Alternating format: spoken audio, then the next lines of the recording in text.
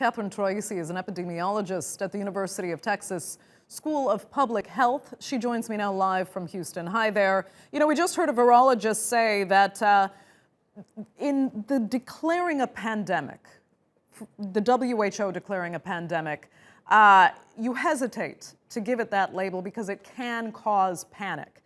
But now that label has been given. This has been declared pretty much the worst case scenario for a virus. Is it appropriate in your opinion? Absolutely. I personally think it should have been declared a bit ago. We had all the characteristics of a pandemic. And in terms, it is true that that's a very scary word, but people are afraid of what's happening anyway. So I don't think that using the word pandemic would up that fear. Okay, so the WHO now says, you know, all countries can stop the spread. How confident are you that the necessary measures will be taken globally to prevent this from spreading further? It is very difficult to stop the spread of a virus that is this infectious and that already has a stronghold in many parts of the world. 114 countries, last count, have had cases. What we need to be concentrating on more is what's called community mitigation.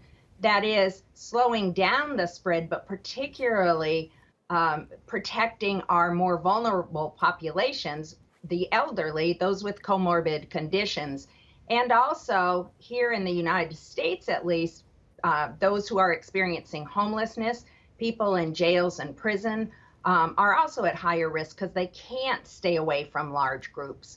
So maybe rather than be concerned about completely stopping the spread, slowing down the spread, and we do that through social distancing.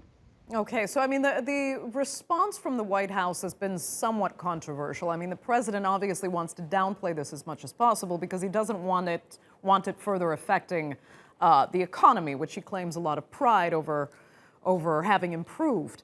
Do you think that's dangerous? I don't want to second guess what politicians are doing. I will say that in any time of crisis, we need strong leadership. We need transparency in communications. We need trust in government. And if we don't have those characteristics, it's not going to help the situation. Okay, Catherine Troisi, thank you so much for joining us there. We appreciate it.